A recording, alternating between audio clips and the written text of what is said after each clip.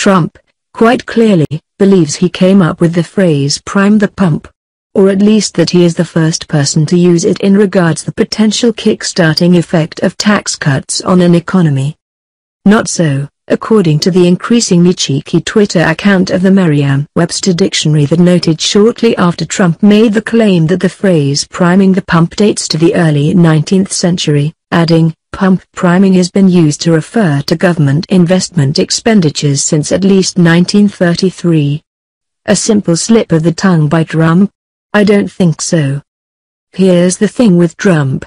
He is someone who has always created his own version of events and reality. One of his tried and true tactics as a businessman was, no matter the outcome of a deal, to declare victory and move on.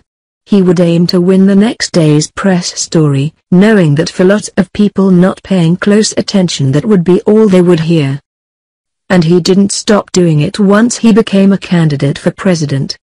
He would simply say things. Muslims were celebrating on the roofs in northern New Jersey after 9/11. Ted Cruz's father might have been involved in JFK's assassination, or maybe he wasn't. All the polls showed him beating Hillary Clinton. That weren't factually true but seemed right to him.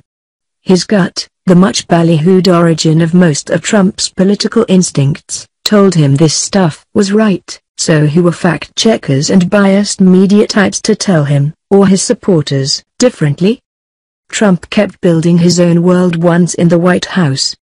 He would have won the popular vote except for the 3 to 5 million votes cast by undocumented immigrants. His inauguration crowd was the biggest ever. His first 100 days were among the most successful of any president ever. And so on and on and on. It didn't matter that all of these things were provably false. What mattered, and matters, is that Trump believed them. That made them truth to him. Which brings us back to him inventing the phrase "prime the pump." Of course he didn't do that. But Trump came up with it in relation to his tax reform plan, raising the deficit in the near term via tax cuts in the belief they will prime the pump for future economic growth. So he, naturally, believed he was the first one to think it up. That takes some significant self-regard. But also a sense that if you say it, it must be new and true. And Donald Trump believes that whatever he says is, by definition, new and true. President Donald Trump claimed he came up with the phrase "prime the pump" during an interview with The Economist published on Thursday. During an interview with the publication, Trump said he was fine with his tax plan increasing the deficit in the short term in order to stimulate growth, saying the boost was priming the pump. It is okay, because the deficit won't increase it for long, Trump said. You may have 2 years where you understand the expression "prime the pump"? Trump then went on to tell the Economist interviewer that he came up with the phrase. Have you heard that expression used before? Trump asked The Economist. Because I haven't heard it.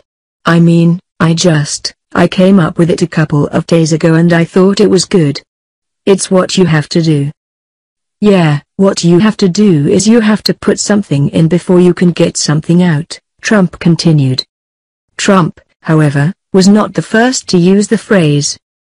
The Merriam-Webster dictionary pointed out on Twitter that the phrase has existed since the 1800s and has been used by the government for 84 years.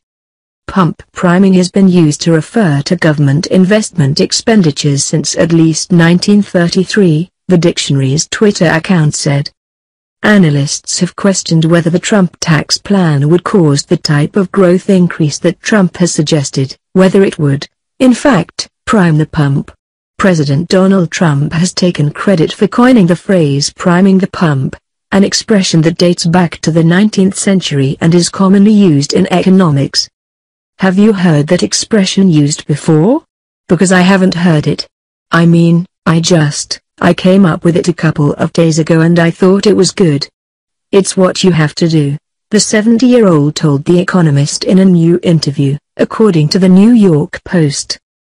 Yeah, what you have to do is you have to put something in before you can get something out, he said, explaining the concept. Merriam-Webster, in a tweet on Thursday, said the phrase dates back to the early 1800s and has been used since at least 1933 to refer to government investment expenditures designed to induce a self-sustaining expansion of economic activity. The website Investopedia said the phrase originated with U.S. President Herbert Hoover's creation of the Reconstruction Finance Corporation in 1932 to give a jump start to the economy during the Great Depression. The phrase came up during the interview when Mr. Trump was discussing his tax plan proposal and its effect on the deficit. But it's called priming the pump. You know, if you don't do that, you're never going to bring your taxes down, Mr. Trump said. He then asked the interviewers if they understood the expression and continued, "We're the highest taxed nation in the world. Have you heard that expression before, for this particular type of an event?" They said they had.